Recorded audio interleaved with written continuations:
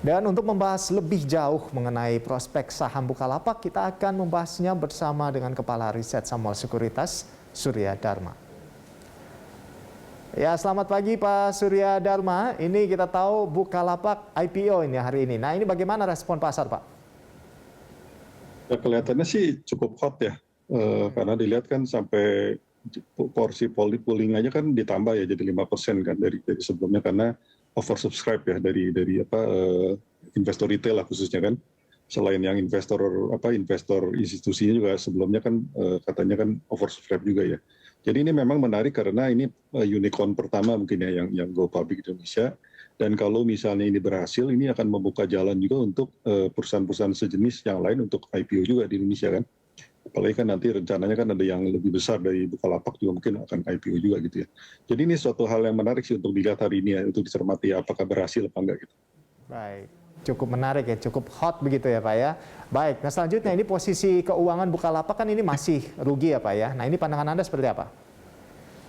Ya memang kalau perusahaan-perusahaan seperti ini kan kita udah nerima lah masih rugi lah jangka pendek ya. Tapi kan untuk beberapa tahun ke depan mungkin growth-nya itu masih tinggi sehingga suatu saat pasti akan mengalami keuntungan juga ya. Jadi memang cara menilainya juga bukan melihat dari valuasi dari si Bukalapak itu saat ini ya, tapi mungkin melihat kepada growth story dari si Bukalapak ini seperti apa kan. Karena mereka kan sekarang ini kan penjualannya itu tergantung dari selain dari e-commerce juga ada memiliki semacam retail lah, semacam Alfamart lah, tapi versinya Bukalapak yang diperkirakan ke depannya mungkin akan mengalahkan e-commerce-nya dia sendiri gitu pertumbuhannya ya. Jadi itu yang menarik untuk dilihat untuk beberapa tahun ke depan sih. Cukup positif begitu ya Pak. Nah selanjutnya dengan dana IPO yang sangat besar. Nah, apakah ini membuat saham Bukalapak bisa dikoleksi untuk jangka panjang atau bagaimana, Pak? Kalau dari beberapa proyeksi yang teman-teman saya sempat lihat juga sih ya, itu memang cukup yang optimis sekali gitu ya. Optimis sekali karena growth-nya dari si Bukalapak ini mungkin bisa tinggi juga ya. Karena biasanya kan perusahaan fintech ini kan ngelihat kan salah satunya itu kan dari GMV ya.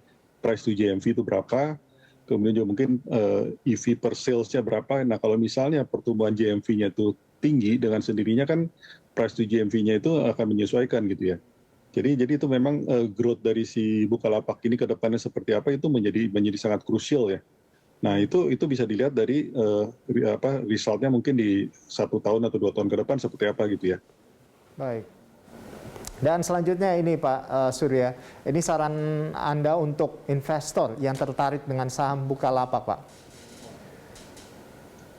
Ya silakan membeli aja sih kalau tertarik ya, karena kemarin pooling kan hanya sekitar 25% ya, yang diperoleh ya. Jadi memang kalau misalnya pas pooling kemarin tidak mencapai untuk investor retail, ya saatnya mungkin hari ini mungkin bisa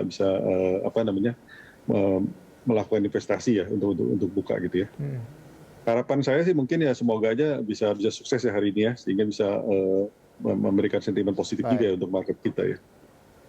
Baik, terima kasih Pak Surya atas informasinya dan selamat beraktivitas kembali. Pemirsa, demikian tadi Kepala Riset Samuel Sekuritas, Surya Dharma.